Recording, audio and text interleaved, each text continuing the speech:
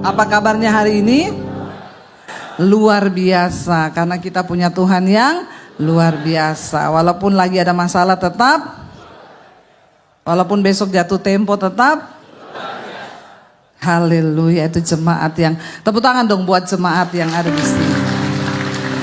Iya Bapak Ibu, ya Pak Gembala hari-hari ini sedang berbicara tentang berjalan bersama Tuhan. Dan memang goal dari kekristenan itu adalah ketika kita ini berjalan bersama Tuhan. Buat apa kita berkata percaya Tuhan kalau kita tidak berjalan bersama Tuhan? Tapi ya ternyata dalam prakteknya masih banyak orang yang mengaku Kristen tapi tidak berjalan bersama Tuhan, ya. Jadi saya berdoa supaya hari ini kita semua mengerti bagaimana hidup berjalan bersama dengan Tuhan itu. Yuk kita baca Keluaran 33 ayat yang pertama. Keluaran 33 ayat pertama sampai dengan ayat yang ke-3. 1, 2, 3 baca bersama. Berfirmanlah Tuhan kepada Musa, pergilah, berjalanlah dari sini engkau dan bangsa itu yang telah kau pimpin keluar dari tanah Mesir ke negeri yang akan kujanjikan dengan sumpah kepada Abraham, Ishak dan Yakub demikian. Kepada keturunanmu lah aku berikan negeri itu. Ayat 2. Aku akan mengutus seorang malaikat berjalan di depanmu dan akan menghalau orang Kanaan, orang Amori, orang Het, orang Feris, orang Hewi dan orang Yebus. 3. Yakni ke suatu negeri yang berlimpah-limpah susu dan madu, sebab aku tidak akan berjalan di tengah-tengahmu karena engkau ini bangsa yang tegar tengkuk, supaya aku jangan membinasakan engkau di jalan. Bapak Ibu, ya ini kita mendengar satu ayat yang luar biasa loh. Tuhan tuh berfirman kepada Musa, kamu bawa bangsa ini keluar, ya pergi ke negeri itu. Tapi aku akan memberikan malaikatku bersama dengan engkau, dan malaikat itu yang akan memberi engkau kemenangan melawan musuh-musuhmu, orang tadi dikatakan sana orang Het, ya, orang Feris, orang Amori, orang Hewi, orang Yebus. Mereka ini adalah bangsa-bangsa yang kuat yang akan dihadapi oleh bangsa Israel ketika mereka berjalan ke tanah perjanjian. Dan ketika mereka dalam perjalanan menghadapi bangsa-bangsa yang memang tinggalnya di situ, menurut saudara mereka akan menang atau kalah? Ya, mereka dalam perjalanan tidak untuk berperang, mau pergi ke satu tempat, melewati tanah-tanah musuh. Menang atau kalah? Ya, pasti kalah karena mereka berangkat tidak siap untuk berperang. Sementara lawan-lawan mereka ini, bangsa-bangsa ini memang sudah tinggal di situ. Mereka punya kekuatan. Tuhan berkata kepada Musa, pergi bawa bangsa ini, aku utus malaikat. Malaikat loh. Dan malaikat itu akan memberi engkau kemenangan melawan musuh-musuhmu itu, orang Amori, orang Het, orang Feris, orang Yebus. Pergi aja, berjalan. Tapi aku ndak ikut. Kalau saudara di Tuhan bilang, kamu hidup-hidup aja, ya berjalan hidupmu, aku kasih malaikat yang akan menjamin kebutuhanmu, mujizat, kemenangan. Saudara mau apa enggak? Siapa yang mau mujizat? Siapa yang mau pertolongan? Ya, tapi tanpa Tuhan siapa yang mau? Enggak tahu ini benar atau pencitraan ya. Karena banyak orang Kristen sekarang tuh datang ke gereja cari pertolongan, cari mujizat, cari kebutuhan-kebutuhan mereka. Tuhan berkata, pergi, malaikatku bersama dengan engkau loh, beri kemenangan, beri mujizat. Tapi aku enggak ikut. Kenapa Tuhan enggak ikut? Karena kau ini bangsa yang keras kepala, tegar tengkuk, hatimu itu keras seperti batu. Apa yang membuat Tuhan tidak berjalan bersama dengan orang percaya? Ya satu, karena kau tuh tidak mau bertobat. Amin. Saya selalu berkata begini saudara, ada satu kesesatan yang sangat luar biasa terjadi di kekristenan hari-hari ini, di dalam gereja. Dan itu bukan Kristen progresif. Kalau Kristen progresif kita udah tahu lah sesat, ya. Karena bisa selamat tanpa Yesus, itu sudah bertentangan dengan iman kita. Tapi ada kesesatan yang tidak disadari oleh orang Kristen.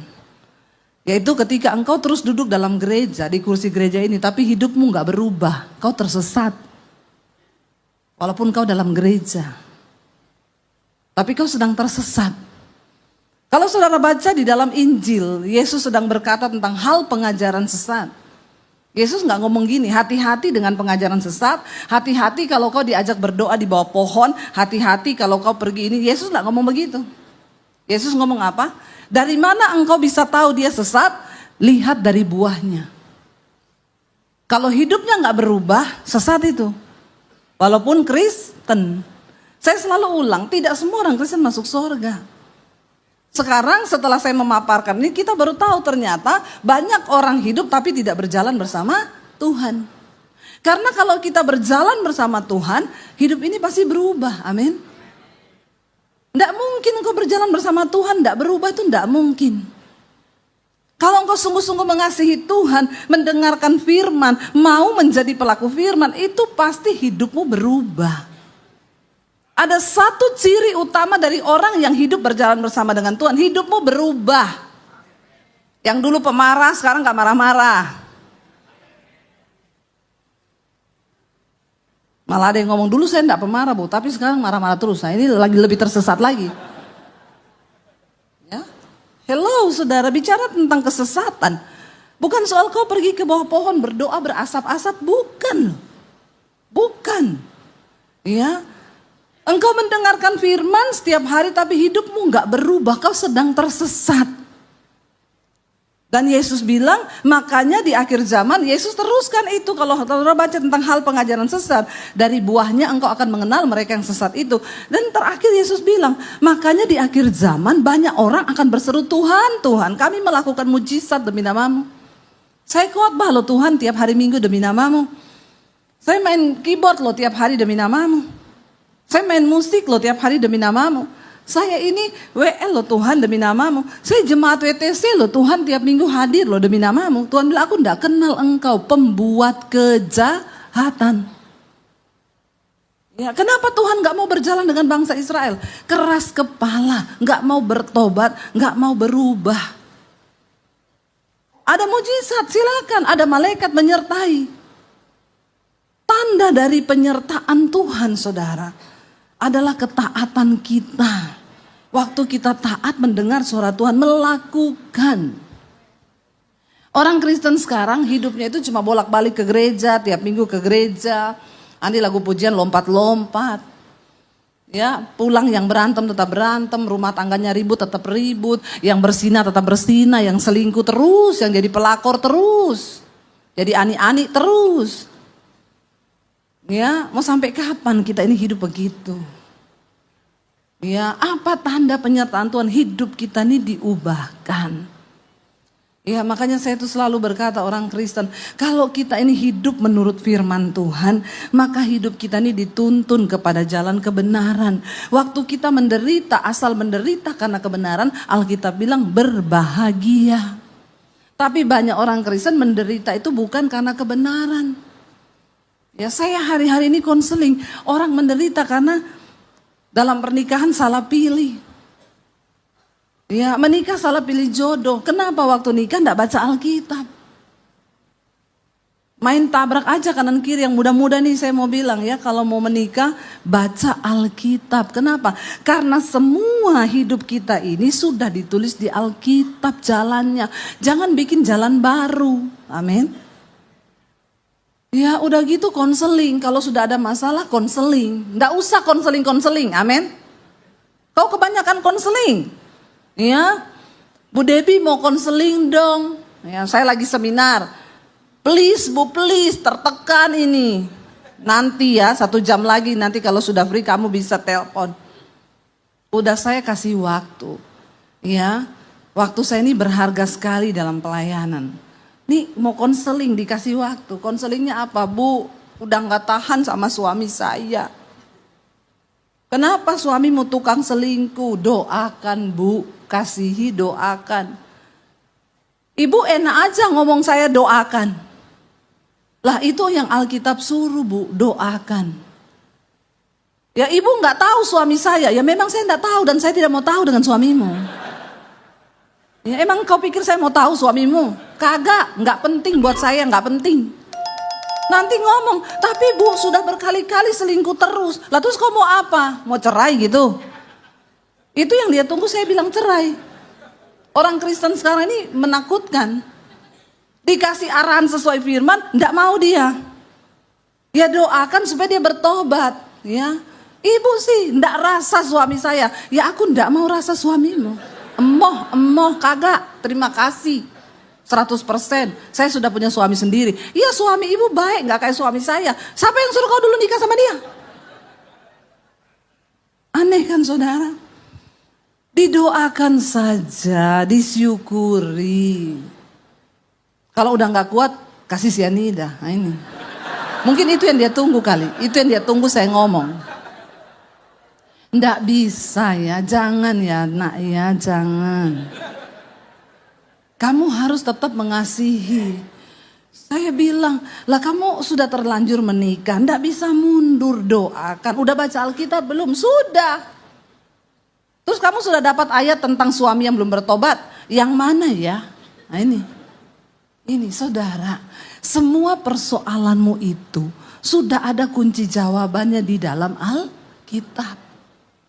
Bagi istri-istri yang suaminya belum bertobat, kunci jawabannya apa? Hai istri-istri, jika engkau bersuamikan seorang yang belum bertobat, yang tidak mengenal Tuhan, maka doakanlah dia tanpa perkataan, hanya melalui perbuatanmu, supaya dia melihat betapa murni dan salehnya iman istrinya itu, sehingga dia datang kepada Kristus, menerima Yesus sebagai Tuhan dan Juru Selamat. Oh ada toh Bu ayat begitu. Lah kau Kristen berapa puluh tahun? Kenapa kau tidak tahu ayat itu? Saudara please ya, kalau engkau berjalan bersama Tuhan, engkau bergaul dengan firman Tuhan, hati Tuhan tuh Alkitab ini loh, firman Tuhan. Amin. Kalau sudah kau tahu firman Tuhan, kau tidak perlu konseling. Tidak perlu minta didoakan. Greget saya sama orang Kristen, udah puluhan tahun jadi Kristen.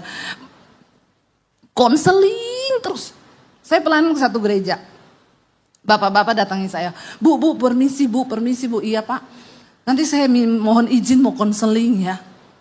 Saya bilang saya hari ini 6 kali khotbah pak. Kayaknya gak sempat. Please lah bu, saya ini benar-benar butuh. Saya tanya sama gembalanya, pak. Itu tadi maksudnya saya kan ya gembalanya lah yang konseling dia ya. Pak ada tadi itu bapak mau konseling sama saya. Oh yang itu ya bu, yang botak-botak ini iya. Nggak usah bu, kata gembalanya. Kenapa? Semua pendeta yang datang ke sini dia konseling. Semua bukan cuma ibu, sudah ribuan pendeta. Jadi saya tanya, emang masalahnya dia apa pak? Masalahnya itu gini bu, istrinya tinggalin dia sama anaknya pergi. Ya pergi ke kota lain tinggalin, pulang ke orang tuanya. Kenapa? Bapaknya itu pelit, gak pernah kasih duit sama istrinya. Terus semua pendeta dia tanya konseling. Nah karena saya sudah dapat bocoran, malah saya cari dia. Saya cari, begitu saya keluar dia, bu iya ya pak sini pak. Masalahnya bapak apa? Istri saya pergi ninggalin saya gini-gini, kenapa? Ya karena gini-gini, bapak kasih duit gak sama istrinya tiap bulan? Memang ya jarang sih. Sekarang bapak telepon istrimu, minta nomor rekeningnya, transfer duit. Dia pasti pulang, amin. Bapak-bapak. Halo bapak-bapak, amin. Nggak usah kau konseling dengan saya tumpang kaki juga nggak ada guna kalau kau tidak transfer ke istrimu. Ngapain coba saudara? Sebenarnya ngerti kesalahannya itu apa, ngerti. Heran. Mau menyita-nyita waktunya pendeta, mau konseling, mau apa. Kau tahu kok kau berubah itu, ya kau gak pernah kasih duit istrimu, kasih dong duit istrimu. Amin ibu-ibu.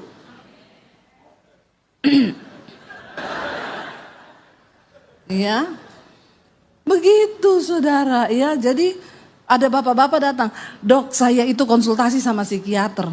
Saya mau konsultasi buat istri saya. Lah istri bapak mana gak ikut. Tapi kira-kira apa ya resepnya? Istri saya tuh nggak tegur saya, nggak pernah ini saya, nggak mau masak buat saya. Ya dokternya tanya, kamu mau resep yang luar negeri atau dalam negeri? Bedanya apa? Kalau luar negeri itu cepat reaksinya. Kalau dalam negeri ya lama tapi bereaksi juga. Kalau yang luar negeri apa? Booking tiket Emirates atau Qatar, ajak istrimu pergi ke Eropa jalan-jalan, belikan dia tas sehari 3 kali kau ajak ini. Oh enggak jadi. Itu yang apa? Luar negeri. Enggak usah, yang dalam negeri aja. Booking tiket ke Bali 2 malam, lalu kau ajak istrimu, ajak dia ke Plaza Indonesia, beliin dia gini. Enggak jadi juga, ya sudah pulang saja kau. Ya. Pengen bahagia saudara, tapi nggak mau melakukan firman. Saya bilang, Pak, Alkitab bilang, hai suami-suami, kasihi istrimu seperti engkau mengasihi dirimu sendiri. Bapak-bapak, bapak-bapak mengasihi dirinya sendiri enggak? Kalau untuk hobinya mau beli enggak? Ya, berarti buat istri juga dibeli enggak? Ibu-ibu senyum ini, ya, lo kan kuncinya itu gitu. Kalau jangan saling menuntut, ya. Sudah tahu ada satu kali saya ketemu 2 orang suami istri di restoran makan, istrinya langsung peluk saya, Bu Debbie terima kasih ibu, ya. Saya ini hampir cerai sama suami saya tapi enggak jadi. Saya sudah tinggalin suami saya pergi ke Bali Bu 2 bulan. Tapi puji Tuhan selama saya tinggalin suami saya, ibu yang menemani suami saya, bertobat kau. Emang saya perempuan apaan? Ibu jangan sembarang bicara ya Bu. Enggak, maksudnya tuh begini loh Bu, khotbah ibu. Suami saya tiap hari dengar khotbah ibu, ngomong dong khotbah saya. Jangan bilang saya kalau suami saya dengar. Ya enak aja. Terus saya tanya, jadi gimana ceritanya? Bersaksi. Jadi gini Bu, suami saya ini orangnya kasar, tukang marah, tukang maki, tapi pelit melitit. Ya saya bilang model suami begini kalau bisa tukar tambah sih ya. Ya, tapi kan enggak bisa juga, enggak ada yang mau juga ya sama suami pelit ya. Terus akhirnya Bu, saya itu tiap hari ke pasar. Diantar suami saya. Sampai orang-orang di pasar tuh ngomong gini, ih luar biasa ya suaminya, sayang sama istrinya. Sampai ke pasar diantar, padahal mereka enggak tahu kenapa suami saya antar saya. Waktu bayar keluar uang dari dompetnya, dari tangannya. Kembali Bu, 5.000 pun diambil masukin kantongnya. Dia nganter saya bukan karena sayang saya, tapi karena dia pelit nggak mau kasih saya uang. Tidak ada begitu kan di sini bapak-bapak? Jangan angkat tangan loh ya. Kalau ada nanti buka kolam baptisan ulang nih. Rendam 20 menit. Biar buka mata langsung di rumah Bapak di sorga. Lebih baik tubuhmu binasa tapi jiwamu selamat. Lalu saudara akhirnya dia bilang, itu Bu, belum kalau maki-maki saya salah sedikit marah, ini kasar. Akhirnya saya bosan, anak saya di Bali. Saya tinggalkan dia, saya pergi ke Bali. Waktu saya tinggalkan, rupanya baru berasa. Nggak ada istri, nggak ada yang masakin, nggak ada yang urus, nggak ada yang apa. Nah di situ waktu dia bergumul, dia itu nggak tahu dikirimi orang khotbah saya di YouTube. Dari situ dia denger, tiap hari dia dengerin khotbah saya. Dia nangis, dilawat Tuhan, dia bertobat lah suaminya, ini ceritanya. Lalu dia WA istrinya, sayang pulang. Istrinya baca, pret. Dia bilang, gak mau pulang. Saya sekarang sudah berubah loh. Istrinya bilang, saya punya tandanya gini Bu. Kalau dia memang benar berubah, maka dia minta nomor rekening saya. Dia kirim saya duit. Itu tok tanda yang saya minta dari Tuhan. Karena suamiku ini tenan, pelitnya itu, katanya orang Jawa, pelit melitit. Lalu besoknya dia WA lagi, sayang kamu tuh nggak mau pulang toh, masa kamu nggak kangen aku? Enggak, aku di sini bahagia. Istrinya bilang, padahal saya nggak bahagia Bu di sana. Ya saya rindu juga pulang menemani suami saya. Saya ngapain di rumah anak? Walaupun saya pergi ke tempat hiburan, tapi hati saya ini terluka. Karena saya tinggalin suami saya. Satu kali suaminya WA kepada istrinya. Sayang, aku tuh tadi malam mimpi. Mimpi apa? Kamu di tempat ramai, semua orang tersenyum tapi kamu menangis. Jadi aku tahu hatimu itu pasti pengen pulang. Pulang sayang, gak mau. Tak tunggu sampai kau minta nomor rekeningku. Ternyata tandanya simpel. Akhirnya benar besoknya dia WA istrinya, sayang kamu di sana gimana? Masih ada uang gak? Aku transfer ya ke rekeningmu. Dikirimlah bukti transfer. Istrinya kaget. Ih, bener bertobat loh. Tapi siapa tahu ini cuma mau bujuk aku. Enggak. Ya tak tunggu sampai berkali-kali dulu.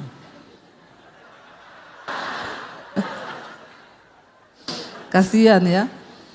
Akhirnya berapa hari kemudian suaminya telepon lagi. Sayang, uangmu udah habis belum? Aku transfer ya hari ini. Ditransfer lagi saudara. Akhirnya istrinya pulang. Lalu istri bilang, saya mau tunggu bu. Waktu saya pulang dia bilang, ayo mah dengerin khotbahnya ini loh Bu Debbie ini. Bagus loh, enggak perlu denger-denger, yang penting berubah. Lalu istrinya bilang, ih ternyata benar bu berubah. Enggak mulutnya kasar, enggak pernah marah. Dalam hal uang pun sekarang dia sudah mempercayakan kepada saya. Lalu saya tidak jadi bercerai. Rumah tangga kami sekarang dibaharui Tuhan. Dulu tiap hari berantem, sekarang tidak pernah bertengkar. Tiap hari sayang-sayangan. Amin. Waktu kita memutuskan menjadi pelaku firman, maka hidup kita ini bahagia. Apa itu berjalan bersama Tuhan? Berjalan bersama Tuhan itu ketika engkau hidup dalam Tuhan, mendengarkan firman-Nya, mendengarkan isi hatinya dan kau melakukan. Coba kita buka bersama saudara dalam Samuel. Kita lihat 1 Samuel pasal yang ke-15. Samuel 15, 1 Samuel 15 ayat 22 sampai ayat 23. Baca bersama saudara, 1, 2, 3. Tetapi jawab Samuel, apakah Tuhan itu berkenan kepada korban bakaran dan korban sembelihan sama seperti kepada mendengar suara Tuhan? Sesungguhnya mendengarkan lebih baik daripada korban sembelihan, memperhatikan lebih baik daripada lemak domba-domba jantan. Sebab pendurhakaan adalah sama seperti dosa bertenung dan kedegilan adalah sama seperti menyembah berhala. Amin saudara. Apakah Tuhan tertarik dengan korban? Pada zaman dulu kita tahu bangsa Israel setiap kali mereka melakukan dosa, maka mereka harus beli lembu, sapi, kambing, domba yang tambun untuk dipersembahkan. Darahnya tercurah untuk penghapusan dosa. Lalu mereka berbuat dosa, mereka pikirkan nanti saya bisa beli kambing domba. Makanya Tuhan berfirman, engkau pikir Tuhan itu tertarik dengan korban-korban sembelihan yang kau persembahkan untuk menghapus dosa? Bukankah Tuhan lebih tertarik dengan engkau itu apa dikatakan di sana?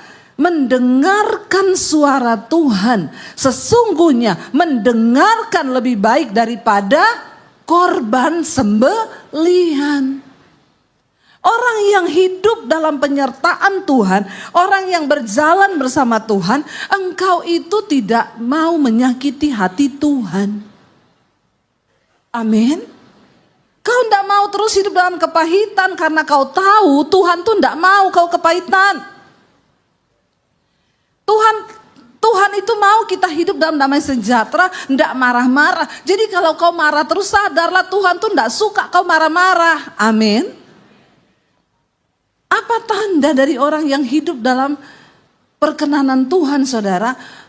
Dia mendengarkan suara Tuhan, menjadi pelaku firman dan hidupmu itu berdampak dan berbuah bagi banyak orang. Sehingga orang melihat, ih dia kok sekarang berubah ya? Berubah. Ya saya punya satu ya jemaat mesbah doa.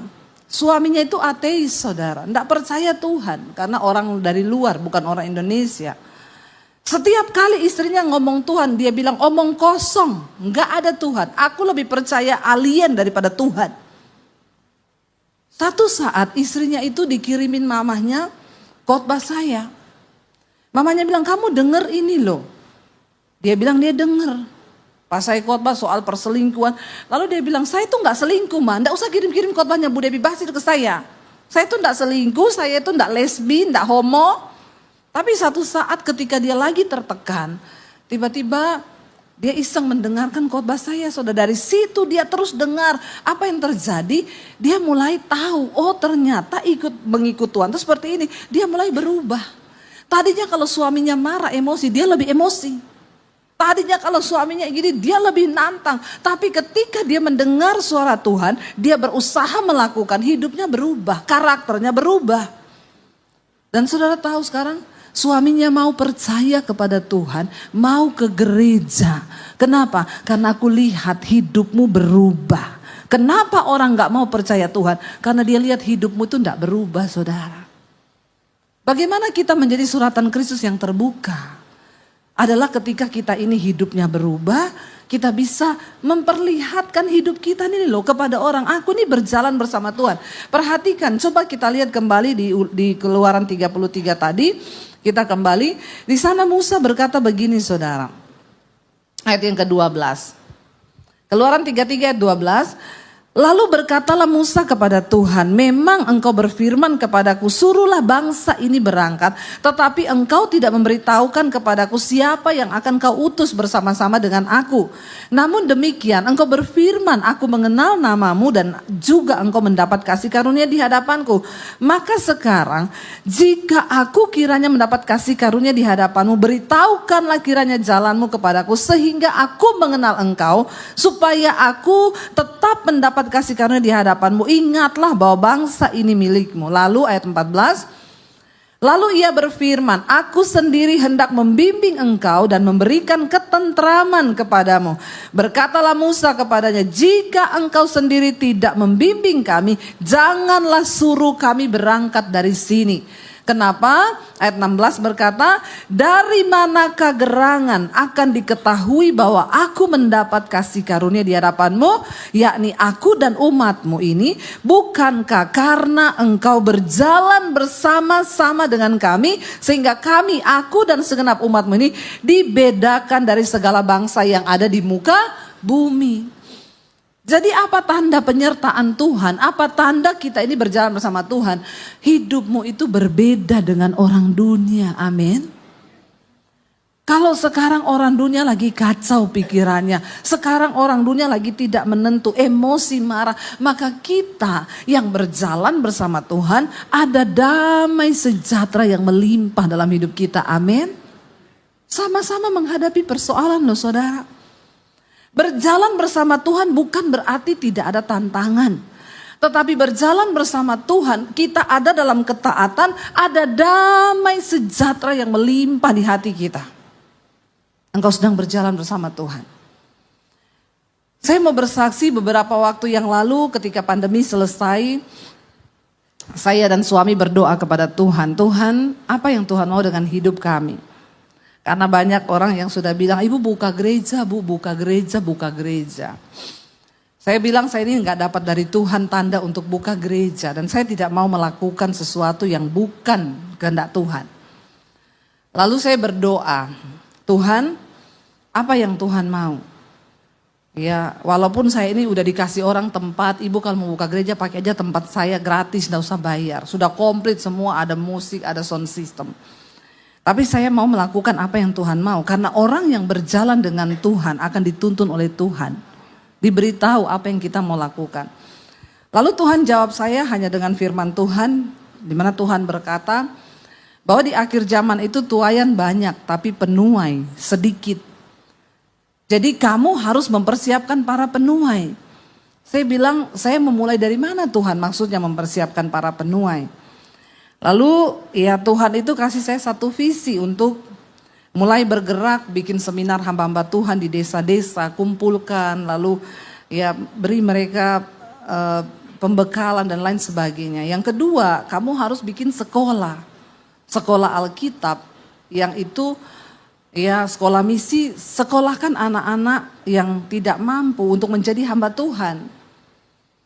Saya tuh waktu dapat visi itu saya bilang sama suami saya, saya dapat visi begini loh dari Tuhan. Tuhan ini piye ya. Kita ini bukan orang kaya yang punya uang puluhan miliar di rekening.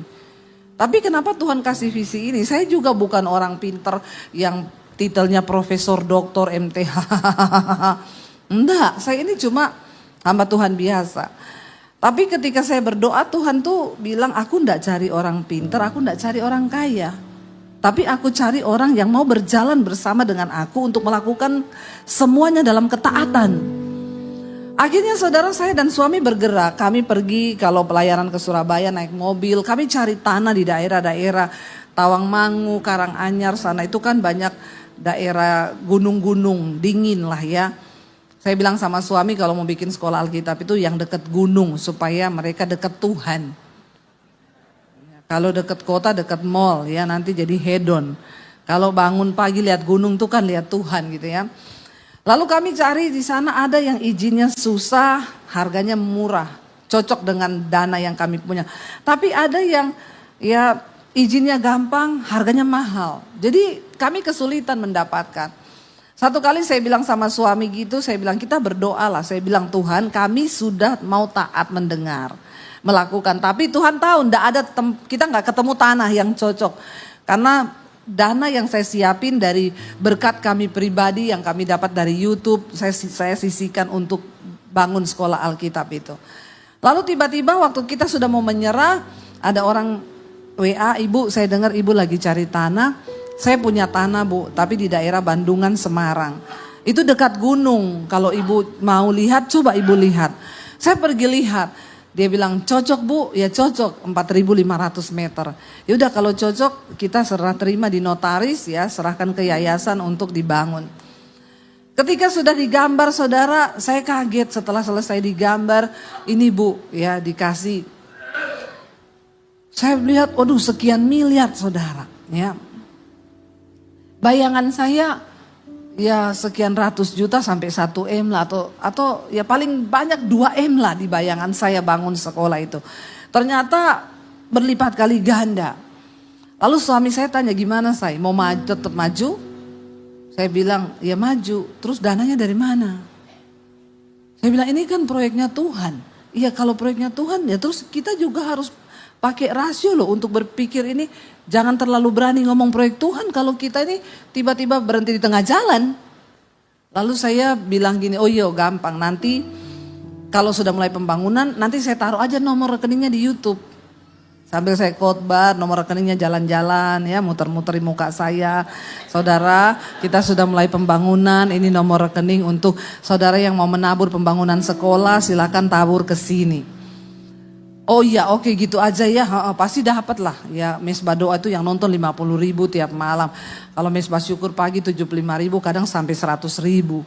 Ya taruhlah satu orang menabur 50.000 lah ya kalau dikali 100.000 berapa hitung sendiri. Saya bilang gampang udah. Ketika sudah waktunya suami saya bilang mau taruh nomor yang mana ini di rekening. Saya bilang tunggu ya saya tak doa lagi tanya Tuhan deh. Minta 1 kali peneguhan lagi. Waktu saya berdoa, Tuhan tuh ngomong gini, silakan taruh nomor rekeningmu. Tapi aku ndak ikut bekerja di dalamnya. Karena kamu seperti Daud yang mencoba menghitung kekuatan pasukannya. Padahal Daud tahu dia menang dalam peperangan bukan karena kekuatan pasukannya, tapi karena kuasa Tuhan. Kamu taruh aja nomor rekeningmu. Mungkin kamu dapat sesuai yang kamu mau. Tapi aku ndak ikut. Waduh, waktu saya mendengar ancaman yang mengerikan ini. Seperti bangsa Israel. Waktu Tuhan bilang jalan aja. Aku ndak ikut. Saya bilang Tuhan, saya ndak mau. Saya bilang sama suami, buat apa kita bangun gedung mewah, gedung megah. Tapi Tuhan ndak ada di dalamnya. Karena kita ini tidak berjalan bersama Tuhan. Ngapain? Terus jadi gimana? Enggak usah, biarin aja lah kita berjalan dengan iman. Karena Tuhan itu ada, dia hidup, kalau dia yang memberi perintah. Saudara berjalan bersama Tuhan itu harus di dalam ketaatan penuh. Saya kalau memikirkan dengan logika lebih enak saya taruh rekening itu di YouTube. Ya karena pasti mengalir itu apalagi kalau saya bilang saudara ini pembangunan sekolah nanti akan gratis gini-gini itu yang nabur pasti banyak. Tapi jangan pernah merekayasa Tuhan dengan logika kita. Sebab Tuhan sanggup bekerja dengan cara yang tidak pernah kita pikirkan, yang tidak pernah kita bayangkan. Saya yaudah, lalu saya di WA sama pemborong, Bu, kami sudah mau jalan peletakan batu pertama minggu depan. Ibu datang ke sini ya, tolong bawa uang pertama 400 juta dulu untuk fondasi. Saya bilang sama suami, saya ada uang 150 juta ini di tangan saya cash. Ya nanti kalau mau pergi kita mampir di bank ambil uang. Kurang berarti 250 juta. 2 hari sebelum berangkat ke Semarang, ada yang WA saya, Bu, saya mau ke rumah ibu, mau antar es krim. Saya jemaat Misbah Doa. Saya ini bikin es krim sendiri, Bu. Boleh minta alamat, saya kasihlah alamat. Saya nggak kenal ibu ini, dia datang bawa es krim. Enak, Bu, enak. Bu, ini Tuhan suruh saya bawa persembahan, saya nggak tahu buat apa, buat pelayanan. Ini ada uang 50 juta. Cash. Oh iya, terima kasih, Bu. Ya besok memang saya mau ke Semarang. Kami tidak ngomong sapa-sapa, saya juga tidak ngomong di YouTube kami akan membangun besok butuh uang segini. Tidak usah direkayasa Tuhan itu. Lalu akhirnya berarti kan sudah 200 juta ya, kurang 200. Saya bilang ya wes puji Tuhan lah kurang 200. Nanti besok kita ke sana mampir kita ambil uang. Tiba-tiba ada orang WA saya, Bu, Shalom, saya dari Kanada, Bu. Saya ini sudah dari 3 bulan lalu mau ketemu ibu, tapi saya lihat ibu ke sana pelayanan. Tapi kali ini tolong ya, Bu, karena saya juga mau balik ke Kanada. Saya bilang maaf Pak, kita ini besok mau ke Semarang, kayaknya nggak sempat. Tolong sempetin aja lah, Bu, mampir di dekat kopi atau mana di situ. Kita ketemu saudara. Sebenarnya saya dari 3 bulan lalu, Bu, mau ketemu ibu. Saya tuh sudah bernasar memberi. Saya tuh kemarin bawa uang 500 juta. Tapi karena saya nggak ketemu ibu, saya sudah tabur di Papua untuk pembangunan gereja, saya tabur di sana. Nah ini sisa 200 juta. Yang tersisa ini, saya enggak tahu saya ini berdosa atau tidak. Karena sebenarnya itu untuk ibu semua. Oh enggak Pak, itu benar. Karena sekarang memang yang saya butuhkan hanya 200 juta. Jadi memang benar itu Papua yang lebih butuh ini. Itu benar.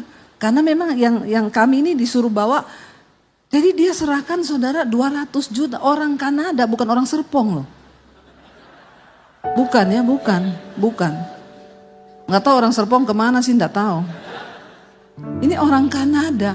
Jadi saudara, waktu saya lihat itu, Tuhan tuh ngomong begini, kalau kamu taruh nomor rekeningmu di YouTube, kamu tidak akan melihat hal-hal seperti ini terjadi. Sebab aku Tuhan yang sanggup dan turut bekerja dengan tanpa kamu bisa pikir dengan logika. Ketika kamu taat, berjalan dalam rencana, maka tidak ada perkara yang mustahil bagi Tuhan. Akhirnya pembangunan sekolah berjalan saudara. Tiba-tiba orang, Bu, saya mau sumbang material, boleh nggak? Hubungi nomor pemborong saya, minta alamatnya, kirim aja langsung ke sekolah. Bu, saya yang punya pabrik cat dari Bandung. Saya pengen sumbang semua cat yang ibu butuh di sekolah. Hubungi nomor pemborong saya, kirim ke alamat aja di sekolah. Bu, saya ini yang pabrik kasur, saya mau sumbang semua kasur yang dibutuhkan. Tadinya saya pikir itu kan sekolah Alkitab misi ya. Saya mau kasih mereka itu menderita di situ. Karena saya dulu sekolah misi menderita saudara. Ya bantal itu aja pakai dus Indomie. Tidurnya di spring bed yang sudah tidak ada bednya, tinggal springnya. Itu dulu. Nah saya pikir anak-anak ini juga mau saya gituin. Tapi ya enggak tahu Tuhan. Dikirim kasur spring bed dari pabrik saudara. Ya saya kirim ya Bu ke ini. Saudara tahu semua satu demi satu. Waktu sudah terakhir. Saya bilang sama suami, ini sudah mau peresmian. 7 bulan, dalam waktu 7 bulan sekolah itu selesai. Saya tidak tahu uangnya dari mana. Saya tidak bisa, saya enggak harus berterima kasih kepada seseorang. Karena saya juga enggak tahu siapa yang menabur. Tapi saudara ada ya tercukupi. Uang yang sudah saya siapin untuk pembangunan tidak terpakai. Wow enggak Tuhan. Akhirnya saya bilang sama suami, ini kita sudah harus mau buka, belum ada furniture. Lah untuk sekolah begitu kan kita butuh banyak furniture, dari kursi apa AC semua. Bu, saya punya pabrik furniture di Malang. Saya disuruh Tuhan untuk sumbang semua furniture yang ibu butuhkan. Ibu lihat katalog kami, silakan ibu pilih semua. Saya bilang, saya enggak minta diskon, kasih diskon aja. Oh enggak boleh bu, nanti Tuhan Yesus marah saya. Ibu harus gratis semuanya. Sampai selesai, sekolah berjalan. Angkatan pertama 30 anak saudara. Hampir semua gratis karena memang mereka enggak mampu. Dari Papua, dari NTT, dari Palu, dari mana datang sekolah. Staf saya bilang, bu, pengeluaran setiap bulan sekian bu. Dalam waktu 6 bulan sekian ratus juta. Aduh, banyak juga ya. Saya tutup mata deh, ini proyeknya Tuhan, biarin deh kita jalan. Waktu sekolah sudah berjalan. Bu, ini pabrik tahu setiap 2 minggu mau kasih tahu 200 potong. Pabrik tempe ngasih tempe 300 potong setiap 2 minggu. Pabrik telur ayam kirim telur 2 peti setiap 2 minggu. Beras dikirim. Saya melihat sampai kita kadang kelebihan loh. Sampai nolak-nolak. Sampai dibagi sama panti asuhan yang dekat-dekat. Kenapa? Saya bilang kalau Tuhan yang bekerja saudara. Kalau saya dari awal taruh nomor rekening itu di YouTube. Saya tidak akan melihat pemeliharaan Tuhan yang begitu hebat. Sekarang kami sudah masuk angkatan yang kedua, sudah berjalan. Yang pertama sudah kembali ke daerah mereka yang tidak ada pelayanan ditempatkan, ada 30 titik misi di seluruh Indonesia. Dan waktu Tuhan bekerja, jangan pernah kau batasi Tuhan dengan logikamu. Mari kita menjadi orang Kristen yang berjalan bersama Tuhan. Saudara lihat ketika Tuhan mengancam tidak berjalan bersama bangsa itu. Apa yang dikatakan, kita baca ayat yang keempat tadi, Keluaran 33. Ini yang mereka lakukan sehingga Tuhan memutuskan untuk berjalan bersama mereka. Ayat 4 berkata di sana 1, 2, 3. Ketika bangsa itu mendengarkan ancaman yang mengerikan ini bahwa Tuhan tidak berjalan bersama mereka, maka berkabunglah mereka dan seorang pun tidak ada yang memakai perhiasan. Apa yang membuat Tuhan itu akhirnya hatinya tergugah buat berjalan bersama mereka? Pertobatan. Waktu kita merendahkan hati, merendahkan diri, hidup dalam pertobatan, maka Tuhan akan berjalan bersama kita. Saudara, hari ini engkau yang masih hidup dalam dosa, tinggalkan dosa. Bagaimana cara kita menghormati Tuhan? Waktu kita mau bertobat. Cuma pertobatan yang bisa menarik hati Tuhan untuk mengasihani kita dan berjalan bersama kita.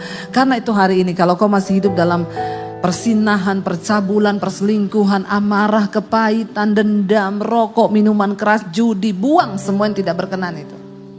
Bilang, Tuhan bawa kami dalam kekudusan. Kami tidak bisa berjalan tanpa Tuhan. Kau yang rumah tanggamu terus ribut, bapak-bapak yang marah-marah, bertobat. Supaya engkau melihat berkat Tuhan tercurah. Kendalikan dirimu dengan firman Tuhan. Sebab firman Tuhan itu jalan, itu kunci bagi hidup kita diberkati Tuhan. Bangkit berdiri bersama.